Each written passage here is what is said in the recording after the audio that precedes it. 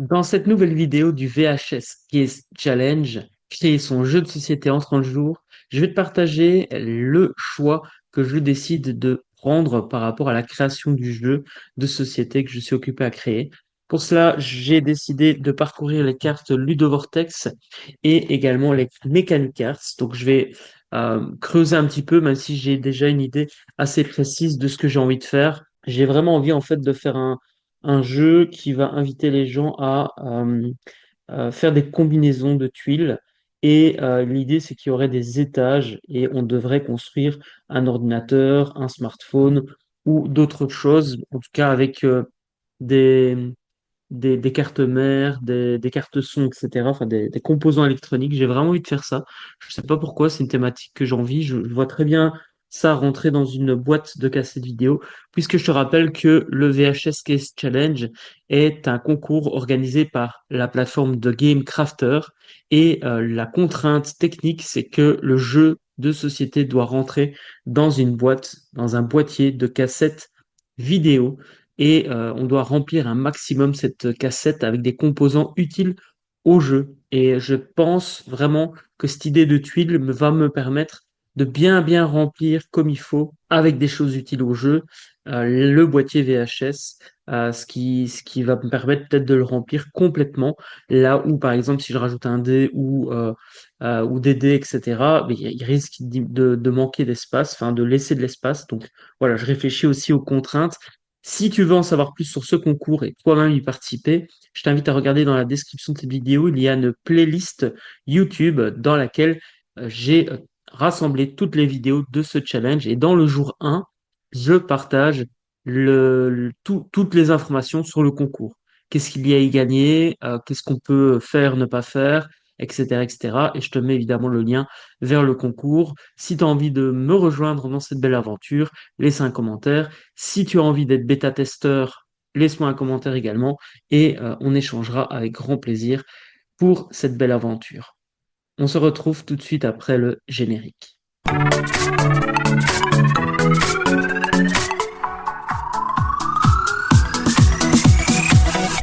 Mon objectif aujourd'hui, nous sommes le lundi 4 novembre, donc c'est de vraiment faire une sélection, un choix concernant le type de jeu que je vais faire et donc logiquement le type de mécanique principale que je vais utiliser pour la création de ce jeu.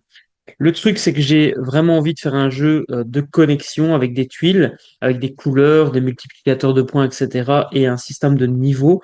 On va poser une première surface, puis une deuxième, puis une troisième, etc. Et plus on va haut, plus on peut gagner des points. Le truc, c'est que bah voilà, j'ai envie de quand même bah déjà premièrement pour te montrer à quoi ressemble l'outil ou les outils que j'utilise pour la génération d'idées et aussi parce que peut-être que une autre idée de mécanique de jeu va faire sens pour moi. Mais voilà, en tout cas, j'ai envie de travailler cette notion de brainstorming malgré tout. Donc, je vais le faire tout seul, même si généralement le jeu Ludovortex invite à travailler ça en équipe et à brainstormer. Moi, je vais utiliser le Ludovortex et je vais tirer une ou deux cartes aussi des Mechanic Cards. Je vais te montrer ça et on va voir ce qui ressort. Mon objectif là, c'est en 10 minutes chrono, en sachant qu'il me reste 20 minutes. 10 minutes chrono, après j'ai un rendez-vous. 10 minutes chrono pour générer un max d'idées. Euh, pour la petite anecdote, j'ai déjà une idée de nom pour le jeu avec des circuits. J'appellerais ça Transit Store et je ferai un jeu de mots Transistor. Bref, tout ça pour te dire que ça fuse les idées. Donc voilà. Donc on est parti sur la première chose, les cartes mécaniques. Donc je vais tirer trois cartes mécaniques du jeu Ludo Vortex et trois cartes mécaniques des Mechanic Cards et on va voir un petit peu ce qu'il en ressort. Donc je vais les tirer au hasard de toute façon, même si j'ai pas mélangé maintenant comment dire, je vais plutôt les mettre comme ça. Sinon je vais hop, je vais en tirer trois, une, deux et trois, celle qui vient de tomber. Et je vais te montrer, je vais tirer du coup celle en ligne. Donc, ce que j'ai fait, c'est que j'ai préparé, donc ici, c'est le site Ludovortex, j'ai les cartes en physique. Et ce que j'ai décidé de faire, c'est d'ouvrir ici les mécaniques cartes. Et je vais regarder du coup au niveau des mécaniques de jeu. Donc ce sont les bleus, donc ça va de 1 jusque 17. Et donc je vais prendre un dé 17 face et je vais tirer 3 cartes. Hop, c'est parti. La carte 5, 14, 17. 5, majorité, récompenser ou sanctionner le joueur ayant un avantage numérique sur une ressource ou un vote. Ok, intéressant. Ensuite, 14 et 17. 14, combo, enchaîner des actions pour un résultat plus puissant que la simple somme des actions. Ok, c'est pas mal. Cette idée-là, je pourrais la rajouter. J'avais déjà pensé au système de multiplicateur. Mais par contre, effectivement, plus il y a de couleurs associées, plus on peut marquer des points. Pourquoi pas. Et 17, programmation, organiser à l'avance un certain nombre d'actions en anticipant les manœuvres des adversaires. C'est vrai que j'ai pas pensé à ça.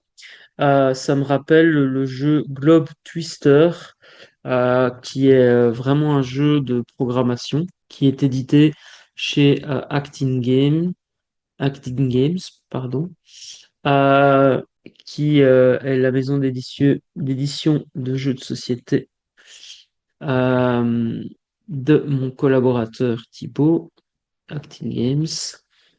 Voilà. Un jeu vraiment sympa. Donc, c'est un jeu de programmation sous forme de puzzle. Donc, en gros, il faut reconstituer une image. Et c'est un jeu vraiment sympa. Alors, je pense pas que je vais utiliser de la programmation. Par contre, ouais, ce qui pourrait vraiment être sympa, c'est le côté combo. Voilà, Globe Twister, si tu vas les découvrir. Je vais pas garder cette idée-là, cette programmation. Je vais tirer la carte juste au-dessus. Pooling. Alors, c'est quoi? Constituer et modifier un ensemble personnel à partir d'éléments accessibles à plusieurs joueurs. Constituer et modifier un ensemble personnel à partir d'éléments accessibles aux joueurs. Donc en gros, ouais, c'est pas mal. Donc ça, ouais, ça rejoint. Je pense peut-être que je vais faire un système comme ça pour les tuiles. Donc, en gros, il y aurait 3 tuiles et on pourrait les prendre. On connaît le côté qui est posé, on sait la couleur, on sait la forme évidemment, ça on la connaît puisqu'on la voit, mais on sait la couleur et éventuellement le multiplicateur qu'il y a d'un côté, le côté qui est au-dessus. Par contre, quand on prend la tuile, on ne sait pas ce qu'il y a de l'autre côté. Et donc on pourrait avoir 3 tuiles comme ça. Donc on sait la forme, on sait la couleur du dessus, on ne sait pas la couleur du dessous, et on ne sait pas s'il y a un bonus sur la face du dessous. Ça, c'est la première chose à laquelle j'ai pensé pour le tirage et le choix des composants. Ou alors, il y a une autre possibilité, c'est que chaque tour, il y a X composants qui sont disponibles. Et si on est, par exemple, 4 joueurs, eh bien, il y a 3 composants disponibles. 4 composants disponibles plutôt. Et là, les gens prennent au tour par tour. Et donc, le dernier, la pièce, lui, est imposée. Je vais regarder aussi ce qu'il y a ici comme mécanique. Alors, dans le Ludovortex, il propose induction, dégager une règle générale de l'observation des faits particuliers. Ok. Draft, présélection, choisir secrètement un élément parmi un ensemble, puis passer le reste à un autre joueur. Ouais, donc là, en gros, le draft, c'est quoi? C'est en gros, je reçois 3 cartes, j'en choisis une, je donne les 2 autres au suivant, le suivant choisit une carte et puis donne. Et donc, en fait, on fait tourner comme ça X cartes, ce qui fait qu'après, ben, on va avoir par exemple 5 cartes en main, mais on en aura choisi 4 sur les 5. Placement, positionner des pions ouvriers, tuiles dans l'espace de jeu à des fins stratégiques ou de priorité d'action. Ah, c'est marrant parce que c'est vers ce type de mécanique que j'ai envie d'aller. Je vais en tirer une autre pour remplacer induction, parce que j'avoue, premièrement, que j'ai pas très bien compris la carte, et deuxièmement, elle m'inspire pas des masses. Donc, induction, hop, je la remplace. Équilibre, balance. Empiler des éléments ou les placer en équilibrant leur poids sans les faire tomber. Bon, ce ne sera pas ce type de jeu-là. Donc, je vais aussi passer à un autre. Alors, autofocus, c'est bon. Je vais en prendre une autre. Allez. Gestion de ressources. Stocker, investir ou optimaliser l'utilisation des ressources. Ça va pas être ça, mais il y a peut-être moyen d'ajouter ce côté gestion de ressources. Hiérarchie circulaire, jeu de force hiérarchisé où chaque élément peut battre au moins un autre élément, le dernier battant le premier. Voilà, c'est comme un pierre-feuille-ciseau en gros. Je sais pas si ça peut être pertinent ou pas. À voir.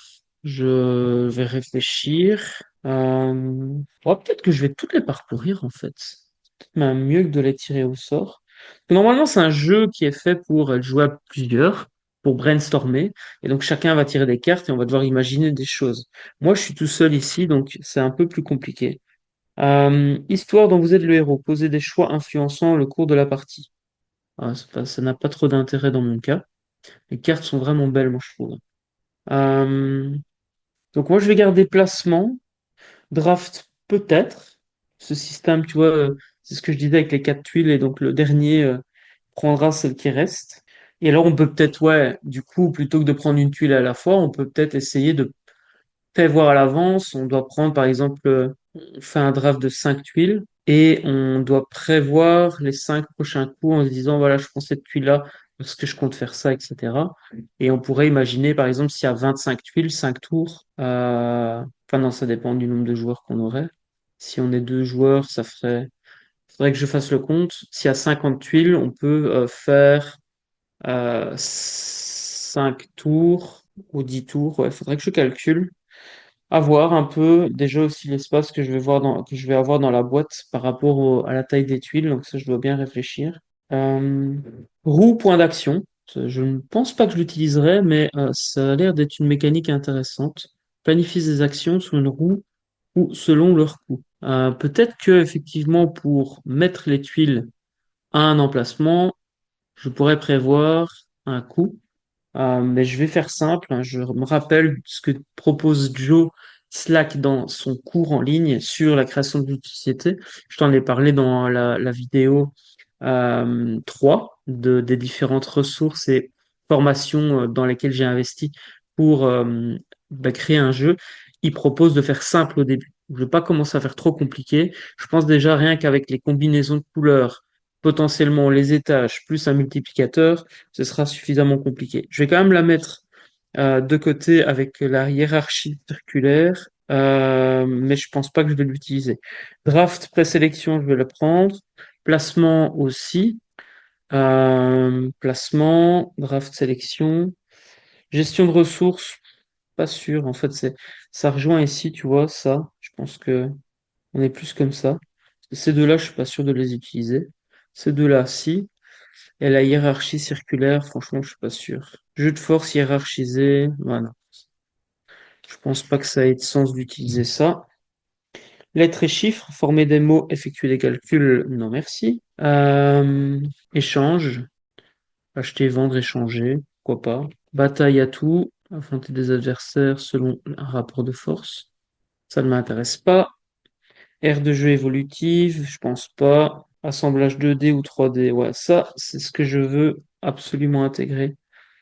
Dans cette notion de cassette, tu vois, il y a une épaisseur dans le boîtier de la cassette VHS. Et cette épaisseur, j'ai envie de l'utiliser. Donc, pourquoi pas? Mhm. Non, pas créer des liens. C'est les adversaires peut-être. Bluff peut-être. On va pas créer faire du building. Donc, en gros, j'adore les deck building, mais c'est vrai que ce serait un autre jeu. Mais ouais, je trouve ça vraiment cool. Crise capture, non, ça n'a pas trop de sens. Attribuer le tour de jeu ou le pion au premier joueur en fonction du temps des actions des points engrangés. Non, là, il y aura pas de toute façon d'impact parce qu'il y a un seul tour. Donc, enfin, je veux dire, il y aura pas spécifiquement des. Je pense que ce sera chronologique, quoi. Par ordre chronologique, enfin, les joueurs vont s'enchaîner, quoi. Classification, catégoriser des éléments en fonction de leurs caractéristiques, forme, time, couleur. Donc ça, c'est clair et net. Il y aura cette partie-là dans le jeu. Je vais la mettre ici. En fait, j'ai déjà une idée claire de ce que je veux. Je veux pas me l'avouer, mais c'est vrai que, en gros, j'ai envie de partir sur cette idée de jeu-là. Ça me plaît. J'adore ça. J'ai déjà un peu travaillé sur la création, enfin, c'est pas que j'ai un peu travaillé, c'est que j'ai travaillé sur la création d'un jeu de connexion. Ce ne sera pas évidemment la même chose. En plus, ça me rappelle, il faudrait que je teste du coup, euh, mais en fait, ça me rappelle deux jeux. Il y en a un auquel j'ai déjà joué, il y en a un que j'ai acheté hier lors de la braderie et le festival Ludicourt. D'ailleurs, tu peux retrouver la vidéo, c'est la vidéo juste avant celle-ci, donc tu peux aller regarder si tu veux. J'ai fait un vlog et j'ai eu l'occasion de faire une interview d'un des organisateurs de ce festival et notamment du magasin Ludic Art à Cours-Saint-Étienne. Combiner des éléments, cartes, ressources pour agir, construire, gagner, ça peut être pas mal. Ça me rappelle la notion d'assemblage.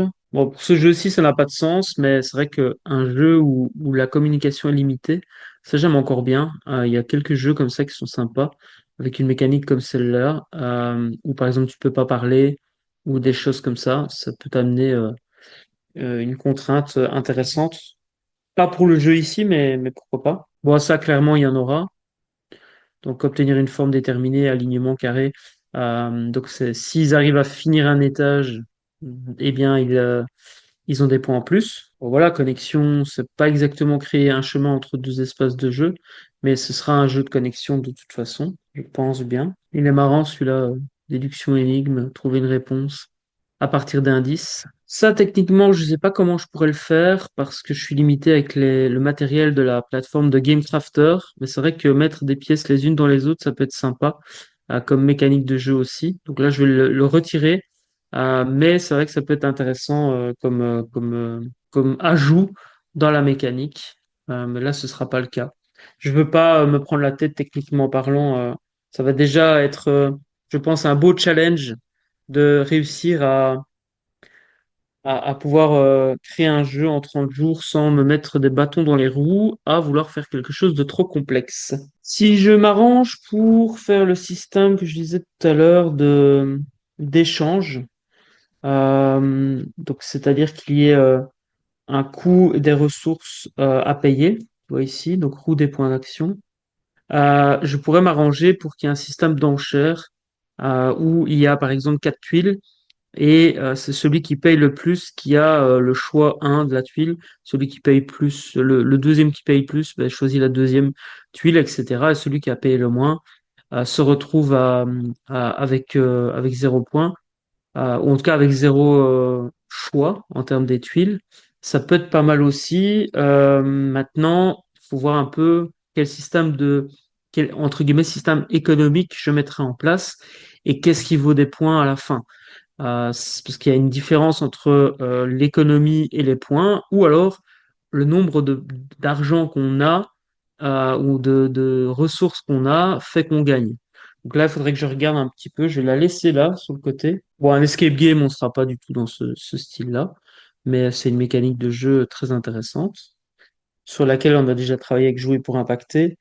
Euh, Vraiment chouette. Oh, un jour peut-être, un jeu musical, reconnaître, reproduire, maintenir ou créer une mélodie, avoir un peu avec des instruments, que sais-je. Et un répétiteur de sons, ouais, ça me ferait bien kiffer, tu vois. Tu dois répéter les sons. Ça, je vais le tenir. Je pense que ça peut être intéressant qu'il y ait des objectifs cachés à voir. Peut-être que, ouais, effectivement, ça peut être intéressant, donc je vais quand même le garder. Ça, c'est encore mignon comme carte. Je ne vais pas l'utiliser, mais voilà, je pense qu'il y aura simplement l'objectif de compléter la totalité de l'ordinateur ou du smartphone, mais il n'y aura pas forcément d'étape de jeu. En sachant que là, je parle d'un ordinateur parce que c'est le truc que j'ai envie de faire, mais on pourrait imaginer que un complètement autre univers sur la même mécanique de jeu que je vais créer, bien sûr. Mais là, voilà, j'ai envie de faire ça. Je sais pas pourquoi ça m'attire. Ben voilà la fameuse carte programmation. Donc, c'est prévoir une série d'actions déclenchées en une fois. Ça, c'est pas mal. Justement, donc moi, il y aura deux faces aux tuiles et les deux faces seront différentes. Et donc, ça peut être intéressant qu'à un moment donné, on impose la réorientation, le fait de retourner une tuile, ou alors que le joueur puisse le faire à n'importe quel moment si stratégiquement il se souvient que la tuile là avait un multiplicateur, il peut peut-être la retourner à un moment donné. On peut même imaginer que je vais potentiellement faire retourner la totalité d'une pile. Et là, ça peut tout changer parce que du coup, tout se retrouve à l'envers et tout peut chambouler le jeu. Il faut voir si la mécanique, comment dire, si ça déstabilise pas trop la mécanique et l'équilibre au niveau justement des gains possibles. Alors ça, c'est deux mécaniques que j'aime encore bien, stop ou encore. Donc en gros, on choisit de recommencer ou pas et en fonction de, eh bien, on peut perdre et donc en fait on risque. Hein. Plus on va loin, plus on peut gagner, mais plus on risque des choses. Et alors la spéculation, c'est pas mal aussi. Le fait d'investir dans des choses en se disant ça va valoir plus tard et ce qui n'est pas forcément le cas. Ok, on va voir maintenant les mécaniques arts, même si évidemment les mécaniques arts ont inspiré Ludo Vortex, donc je pense qu'il y a les mêmes choses qui vont repartir, qui vont ressortir. Donc programmation, pooling, c'est ce qu'on avait vu tout à l'heure. Placement de matériel, ça je vais l'utiliser. Identité secrète, non. Draft, peut-être que je mettrai du draft, pas du draft, hein, du draft. Euh, Déplacement, ça j'ai pas pensé d'amener une possibilité de déplacer les tuiles qu'on a déjà posées. Donc ça, c'est intéressant. Je me le note. Déplacer les tuiles qu'on a déjà posées, ça peut être intéressant. Les confrontations. Ok, bon ben voilà. En fait, je pense que j'ai déjà choisi la mécanique de jeu. Je pense que le choix a déjà été fait le jour J. En fait, je sais pas, je suis inspiré par ça. Je me dis, tu vois, ici, tu ouvres la boîte VHS, tu as un écran qui est là, et en gros, tu dois construire un ordinateur et il y aurait les différentes couches ici, à voir comment ça peut donner si je fais ça dans une boîte VHS transparente comme ça, s'il y en a une dans The Game Crafter, je sais pas. Sinon, voilà, avec la boîte noire, voilà, on doit le faire à côté, puis reposer pour placer la carte mère dans l'ordinateur sans tout faire tomber. C'est en émulsion plutôt. Mais par contre, ce qui est intéressant, c'est qu'ici, je suis passé quand même de 65 cartes. Je suis passé à une sélection comment dire, de mécaniques de jeu et de choses sur lesquelles je peux réfléchir. Un 2 3 4 5 6. Donc, bah, je suis passé de 65 cartes à 15 cartes. Donc c'est pas mal. Donc il y a 50 cartes qui ont été éliminées de mécaniques de jeu que je n'appliquerai pas. Et donc voilà, ce qui est intéressant, c'est que du coup j'ai déjà fait une présélection de ce qui va pouvoir m'inspirer. Une dernière chose, ça m'a été suggéré par Joe Slack dans sa formation Board Game, Board Game Design Course. C'était d'aller voir sur Board Game Geek. Il y a le wiki qui rassemble une bonne partie des mécaniques de jeu existantes avec une explication et quelques exemples si jamais j'ai envie de tester les jeux. Celui que j'adore, moi perso, c'est celui-là, Tichou. Alors ce sera pas évidemment ce type de jeu-là que je vais faire, mais je vous le conseille, Tichou, il est vraiment cool. Bon, il y en a pas mal, hein. Mais tu vois, il y a une série ici de mécaniques de jeu qui peut être intéressant à observer pour compléter justement ce que j'ai en tête. Même si moi je pense que ça va vraiment être une gestion de tuiles avec des couleurs, des positions, etc. Donc je vais faire un proto ces prochains jours. Donc abonne-toi si ce n'est pas encore fait sur cette chaîne pour voir tout le challenge, créer son jeu de société en 30 jours chrono. C'était David de l'académie businessbonheur.com. On se retrouve très très vite pour la suite de ce challenge. La playlist YouTube se trouve dans la description avec tous les jours du challenge. Tu peux vraiment suivre l'aventure pas à pas et avoir des clés pour toi aussi créer ton jeu de société. C'était David de la Tribu Ludique. On se retrouve demain. Ciao, ciao. C'était David de la Tribu Ludique. C'était David et bienvenue dans la Tribu Ludique. Je te souhaite encore plein de belles choses et rappelle-toi que la vie est un jeu. Donc Hello, amuse-toi. c'est David. Si cette vidéo t'a plu, sache que tu peux retrouver tous les épisodes en cliquant sur la playlist qui vient d'apparaître à l'écran. Sache également que tu peux télécharger mon nouveau livre Destination Business Bonheur. Si tu souhaites plus de liberté, plus de joie et plus de revenus dans ton business, c'est fait pour toi. Télécharge-le en cliquant sur la barre d'infos. Prends soin de toi pour mieux prendre soin des autres.